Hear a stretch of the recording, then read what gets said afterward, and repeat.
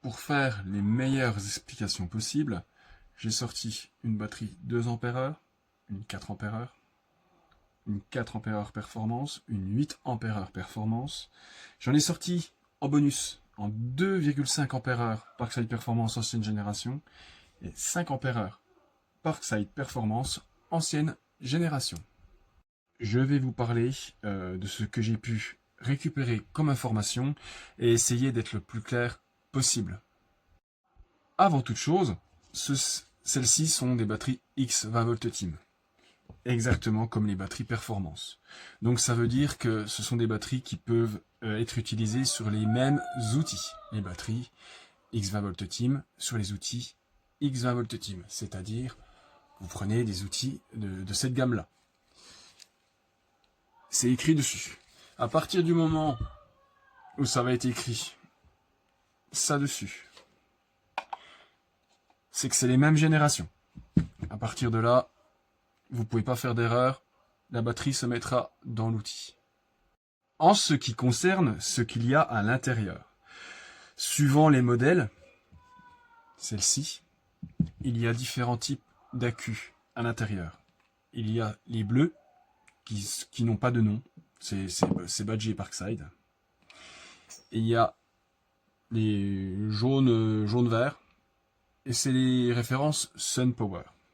Quelle va être la grande différence entre ces deux accus-là? Sans démonter, on ne peut pas savoir. Ça va être en fonction du fabricant, en fonction des années de fabrication, on ne peut pas le savoir à l'avance. Pour moi, avec le retour que j'ai eu, ces versions-là sont moins performantes. Elles auront tendance à ne pas exploiter le maximum des outils et la batterie aura tendance à caler suivant son utilisation.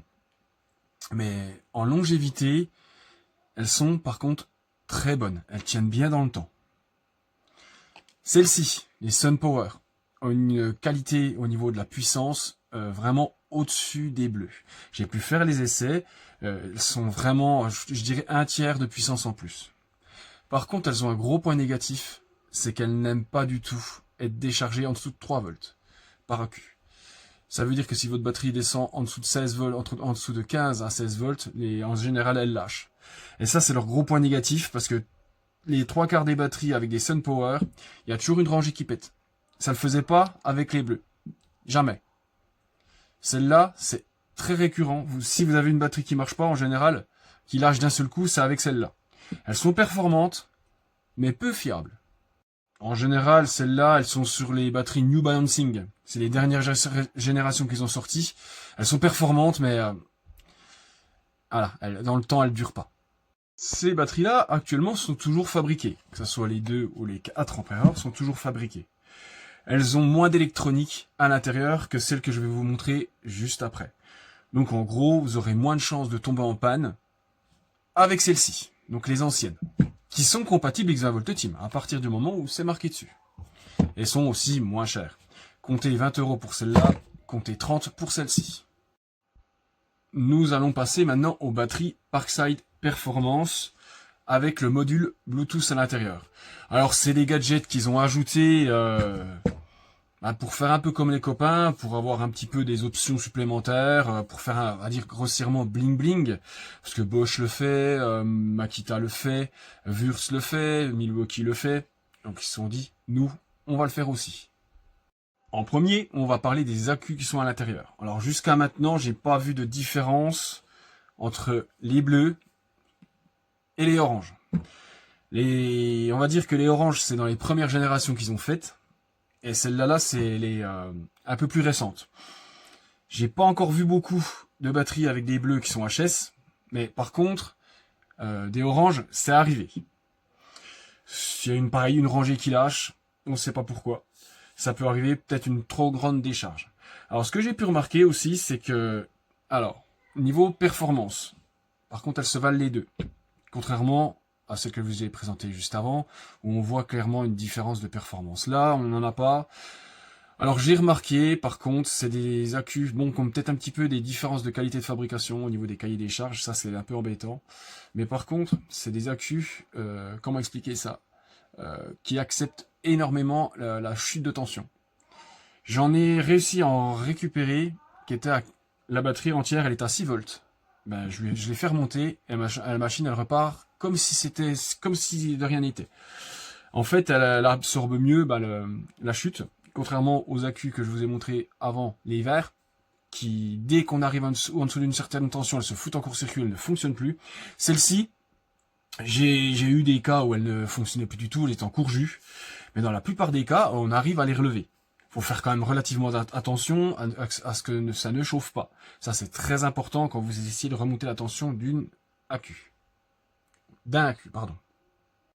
Contrairement aux accus que je vous ai montrés précédemment, celles-ci sont des 21-700. Elles font 21 de diamètre et 70 de longueur. Les autres, c'était des 18-650, 18 de diamètre et 65 de longueur. Ce type d'accu permet de recevoir plus de capacité, contrairement au 18-650. On peut monter jusqu'à 5000 en général. Les autres, en 3005, on a à fond et encore, on a des batteries de pas de super qualité. Enfin bref, il faut monter très très haut en prix. Là, on a des accus moi je dis, des performances vraiment bonnes par rapport au prix de vente. J'étais même étonné d'avoir des accus qui sont capables d'envoyer un courant de décharge aussi élevé par rapport au prix des batteries. Mais bon, je pense qu'ils ont pris des accus avec des cahiers des charges un petit peu olé olé, on va dire. On va avoir un décalage au niveau des accus, mais il y a la carte de contrôle à l'intérieur qui rééquilibre tout ça. Et ça, je vous parle de ça tout de suite. Contrairement aux batteries Parkside X20 Team qu'on a parlé juste avant, dedans, il y a une carte qui s'appelle BMS. Celle-ci, en particulier, qui est capable de faire un équilibrage passif. C'est-à-dire que s'il y a un accu qui se décale, eh ben, elles vont toutes se réaligner. Alors, dans la théorie, celles que je vous ai montrées juste avant, les dernières générations sont capables de le faire, mais j'ai fait des essais et ça ne marche pas. Alors, je sais pas. Donc, moi, je vais pas lancer le débat sur les anciennes, mais tout ce que je sais sur celle-là, ça fonctionne. J'ai eu des batteries, je pense que le module d'équilibrage devait déconner, je pense que bon, c'est comme tout, c'est l'électronique, et il y en a, ça n'équilibre pas, on sait pas pourquoi. Donc c'est un équilibrage à vide, c'est-à-dire que c'est pas sur le chargeur que ça se fait. C'est par exemple, si vous avez un décalage dans la batterie, vous la laissez dans un coin, au bout de 2-3 jours, bah, elle va se remettre à niveau toute seule. Par contre, ça fait chuter le niveau de batterie. Bah, oui. Parkside, quand ils ont lancé cette gamme-là, les 4 ampères sur le début, ça allait pas trop mal. Mais par contre, les 8 ampères ont eu un nombre de rappels impressionnant par rapport à un problème sur les cartes électroniques à l'intérieur, qui ont des composants qui sont, je pense, sous-taillés par rapport à ce que demande la batterie. Je l'ai déjà beaucoup expliqué dans d'autres vidéos. Le module Bluetooth se met en court-circuit, fait cramer le régulateur qui est ici, et la résistance. Et ça met la batterie en défaut, c'est-à-dire qu'on n'a plus accès au niveau de batterie, et elle ne prend plus la charge, et elle ne fonctionne plus sur l'outil. Et c'est très embêtant parce qu'il y a un nombre incalculable de batteries où c'est arrivé. C'est vraiment énorme.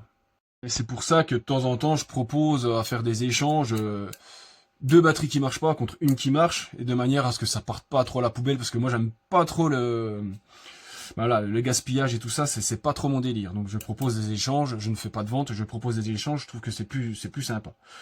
Donc, on va continuer. Ce genre de batterie est capable d'avoir un taux de décharge de 100 ampères, donc des gros appels de courant pour des outils très gourmands. Celle-ci, ça sera plutôt 50 ampères. Même celle-ci, je peux vous assurer que la plupart des outils performance, elle va très bien dessus. Par contre, elle se vide très très très vite. À partir du moment où il n'y a qu'une seule rangée d'accus, en fait, elle se vide beaucoup plus vite. Quand il y en a 2, elles s'entraident grossièrement à l'intérieur, et ça permet que la capacité chute moins vite. C'est pour ça, par exemple, que Makita, sur leur batterie de base 3 ampères, c'est sur 2 rangées. Ils auraient pu faire ça sur une seule rangée, parce que les batteries, les accus en 3 ampères, ça existe, mais ils sont restés sur des batteries en 2 rangées, en 3 ampères. Donc ils ont mis 1,5, donc ça s'additionne avec la capacité, et elles fonctionneront mieux que si vous aviez une seule rangée en 3 ampères. Parce que grossièrement, quand elles sont l'une en dessous de l'autre, en parallèle, elles s'entraident. C'est comme si vous étiez 2 à tirer à la corde contre un seul. Si j'ai oublié quelque chose, n'hésitez pas à me le dire en commentaire, je ferai une vidéo sur le sujet. Maintenant, on va passer à celle-ci. Parkside, quand ils ont commencé en Parkside Performance, ce n'étaient pas les mêmes empreintes. Là, c'était des batteries Parkside Performance, mais c'était pas Exavolt Team. Elles ont été fabriquées en 2017. Elles fonctionnent toujours aussi bien, parce que dedans, qu'est-ce qu'il y a? Des accus Samsung 25R. Des accus qu'on retrouve dans les plus grandes marques, que ce soit Hilti, que ce soit Festool, c'est les mêmes. Et là, en fait, grossièrement, nous avions des batteries de très très bonne qualité. Le seul souci qu'il y avait dedans, c'était des cartes de gestion qui n'étaient pas ouf. Mais en attendant, très peu de retours négatifs sur ces batteries, aucune ne cramait. Et ça, dommage, parce que je pense qu'à l'heure d'aujourd'hui, ils ont arrêté, parce qu'elles étaient trop chères à fabriquer.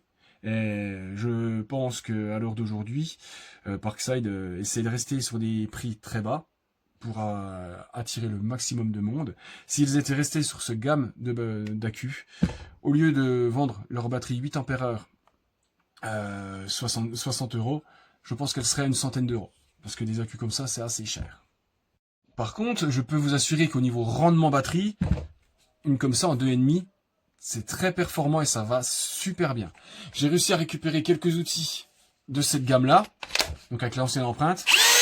Elles vont franchement super bien. C'est des batteries vraiment de très bonne qualité. Et les outils qu'ils faisaient avant, donc les anciennes générations performance, donc de 2017, qui ne sont plus fabriquées, il y avait très peu de retours négatifs et elles étaient très bien fabriquées.